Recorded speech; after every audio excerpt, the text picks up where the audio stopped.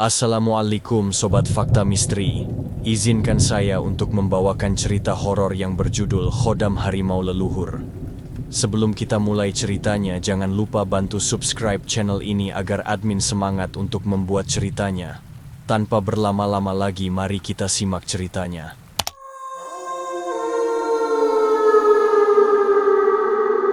Di suatu pagi, ketika matahari belum sepenuhnya memancarkan sinarnya, warga seperti biasa sedang melakukan aktivitas pagi. Ada yang mengantar anak-anaknya sekolah, ada yang menunggu angkot untuk berangkat bekerja. Ada pula ibu-ibu yang menunggu tukang sayur yang biasa mangkal di pinggir trotoar jalan. Sudah jadi kebiasaan Ika menunggu juga tukang sayur yang belum juga dating. Ika adalah seorang perempuan dari Cirebon yang mengadu nasib di Jakarta dengan menjadi asisten rumah tangga di sebuah keluarga yang berasal dari Kuningan, keluarga Pak Saiful dan Ibu Tini yang memiliki dua anak, Tian dan Santi. Tian berumur 9 tahun, sedangkan Santi masih berumur 2 tahun. Pak Saiful bekerja pada sebuah perusahaan di kota, dan Ibu Tini pun bekerja di perusahaan yang sama. Suatu sore Ika sudah merapikan semua pekerjaannya, dan Santi pun sudah dimandikan oleh Ika.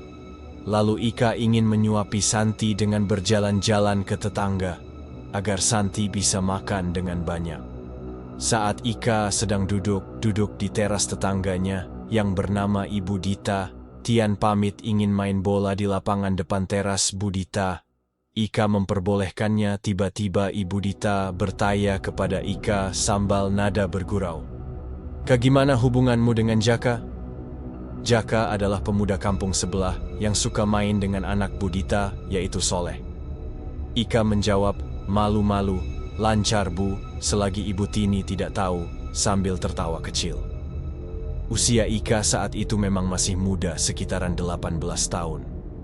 Keesokan hari saat Pak Saiful dan Ibu Tini sedang duduk di teras, mereka bertanya pada Ika, "Kak, hari ini libur, kalau kamu mau main gak apa-apa kok. Tapi pulangnya jangan malam-malam ya." Dengan gembira Ika menjawab, "Iya Ibu, makasih ya Bu." Ibu Dita pun kembali bicara, "Iya tapi hati-hati. Dan nanti bilang perginya sama siapa. Uang jajan sudah ditaruh di atas kulkas, kamu ambil aja ya." "Iya Bu, terima kasih," jawab Ika sambil raut muka yang berseri. Seketika Pak Saiful buka suara, "Mau pergi sama pacar ya Kak?" sambil meledek Ika. Cuma sedikit kaget, lalu tersipu malu menjawab, "Kok Bapak tahu?" Pak Saiful pun menjawab, "Ya tahulah, tapi hati-hati jangan terlalu jauh perginya." "Iya Pak," jawab Ika. Siang hari sekitar pukul 13.30 setelah Ika sholat zuhur dan bersolek, ia pamit sama kedua majikannya. "Bu, Pak, saya mau keluar dulu ya." Ibu Tini pun menjawab, "Iya tapi jangan terlalu malam pulangnya. Terus kenapa nggak dijemput di rumah?" "Dia malu Bu," katanya. Jawab Ika, "Lain kali kalau mau ajak keluar kamu harus jemput di rumah. Kalau nggak jemput di rumah, Ibu nggak akan izinin." Pungkas Ibu Tini. Lalu Ika menjawab, "Iya Bu.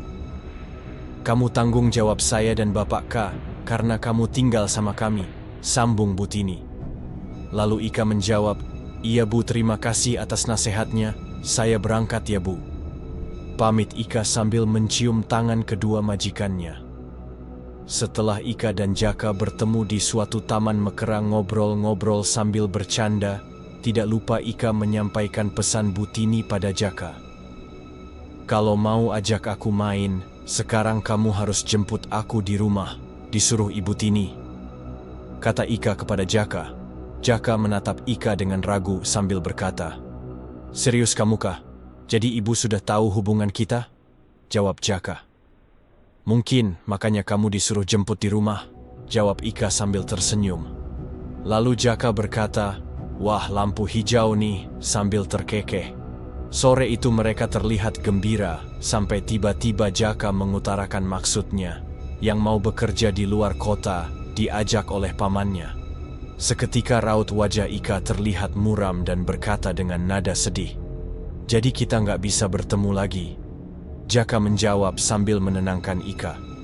Aku pulang ke rumah 2 minggu sekali. Nanti kita bisa ketemu kok. Kalau aku tidak ikut kerja di luar kota, bagaimana aku bisa melamar kamu? Jawab Jaka sambil tersenyum. Ika lalu menunduk tanpa berkata apa-apa. Tak lama mereka beranjak meninggalkan taman, dan segera Ika kembali ke rumah, karena hari sudah hampir malam. Malam itu Ika tidak bisa tidur. Ia memikirkan niat Jaka yang ingin kerja ke luar kota. Di keesokan harinya Ika terlihat tidak bersemangat mengerjakan pekerjaan yang biasa ia lakukan. Sampai tiba waktunya Jaka pamit padanya untuk berangkat ke luar kota, dan Ika pun mengiyakannya dengan berkata, "Jangan lupa untuk selalu ngasih kabar ya, dan hati-hati di sana." "Iya," jawab Jaka. Waktu berjalan hingga 3 bulan Jaka di luar kota, walaupun belum bisa kembali dan bertemu dengan Ika, tetapi komunikasi mereka tetap baik saja melalui telepon, dan hubungan mereka tetap baik-baik saja. Seiring berjalannya waktu, tidak terasa, Jaka sudah 6 bulan jauh dari Ika, namun komunikasi mulai tidak baik-baik saja. Sampai Ika mulai berpikir yang tidak baik tentang Jaka, hingga Ika nekat mencari kabar ke sana kemari. Namun kabar Jaka itu nihil bagai hilang ditelan waktu. Namun Ika tetap selalu memikirkannya. Sampai suatu saat Bu Tini menegur Ika karena badan Ika semakin kurus dan tatapannya selalu kosong. "Ika, kenapa badan kamu semakin kurus? Kamu sakit?" tanya Bu Tini. Ika menjawab, "Tidak, Bu." Bu Tini yang sudah lama melihat perubahan Ika, memberikan nasihat kepada Ika. "Kalau cuma laki-laki yang tidak serius dengan kamu, yang bikin kamu jadi sakit, tidak usah diperdulikan lagi, karena masih banyak laki-laki yang baik di luar sana." Ika menjawab dengan lemah, "Iya, Bu." Malam hari ketika penghuni rumah sudah terlelap semua, tapi tidak dengan Ika, ia tiba-tiba menangis dari dalam kamar dengan suara yang parau. Dan lama-kelamaan, tangisan itu menjadi keras dan berubah menjadi jeritan. Dengan tersentak Pak Saiful pun terbangun, dan segera membangunkan istrinya sambil berkata, "Bu, itu suara Ika, kenapa? Coba lihat." Dengan masih mengantuk, Bu Tini menggunakan kerudungnya, dan berjalan ke kamar Ika yang masih menjerit. Bu Tini langsung membuka kamar Ika, dan betapa kaget Bu Tini ketika melihat Ika sudah dalam keadaan tak sadarkan diri, dengan mata terbelalak dan posisi bagai harimau. Dengan suara mengaum kukunya mencengkram di lantai, sontak Bu Tini berteriak memanggil Pak Saiful, dan Pak Saiful dating dengan berkata, "Astagfirullah, Ika, kenapa kamu?" Mereka mencoba menenangkan Ika. Lalu Pak Saiful sambil membacakan ayat-ayat suci Al-Quran. Tidak lama kemudian, Ika pun pingsan, tak sadarkan diri. Kemudian, Bu Tini dan Pak Saiful menggotong tubuh Ika ke atas tempat tidurnya. Setelah Bu Tini memberikan minyak angin pada hidung Ika, akhirnya Ika sadar dan bertanya, "Ika, kenapa, Bu?" Bu Tini menjawab, "Nggak apa-apa, sudah diminum dulu air putihnya," sambil menyodorkan segelas air putih yang sudah dibacakan Al-Fatihah oleh Pak Saiful. Lalu Ika pun langsung disuruh beristirahat oleh Bu Tini. Akhirnya Pak Saiful dan Bu Tini keluar dari kamar Ika menuju kamarnya. Bu Tini berkata kepada Pak Saiful sambil melangkah masuk ke dalam kamar, "Kenapa si Ika ya, Pak? Aku takut ada yang mengganggu Ika." Pak Saiful menjawab dengan tenang, "Sudah tidak apa-apa, Ika. Cuma sedang banyak pikiran, mungkin memikirkan Jaka yang tidak ada kabar." Yang memang Pak Saiful sebenarnya sudah tahu masalah Ika itu dari tetangganya. Esok harinya, ketika Pak Saiful dan Bu Tini sudah kembali dari kantornya, Ika sedang menemani anak-anaknya main di dekat ruang televisi. Pak Saiful bertanya kepada Ika, "Anak-anak sama kamu sudah makankah?" Tidak ada jawaban. Sekali lagi Pak Saiful bertanya. Ika baru menjawab sambil sedikit terkejut. Sudah Pak. Lalu Pak Saiful berkata, kembali. Jangan banyak melamun. Iya Pak, jawab Ika. Tidak berapa lama setelah Pak Saiful keluar dari kamar sehabis mandi, pamit berangkat ke mushola untuk salat maghrib berjamaah, Bu Tini meminta Ika untuk menutup pintu. Setelah azan maghrib, Bu Tini menyuruh Ika untuk salat terlebih dahulu dan dia menjaga kedua anaknya. Lalu Ika pun beranjak untuk salat. Setelah Ika selesai salat, gantian Bu Tini yang menunaikan salat. Dan Ika kembali menjaga anak-anak. Selesai Bu Tini salat, mereka duduk di depan televisi. Bu Tini sedang fokus dengan handphonenya. Tiba-tiba Ika pun berteriak dan menggeram lagi seperti harimau. Bu Tini panik dan membuka pintu dan berteriak meminta pertolongan kepada tetangga sambil membawa anaknya. Setelah tetangga berdatangan, ternyata Ika sudah ada di halaman rumah sambil mencakar-cakar tanah dan menggeram.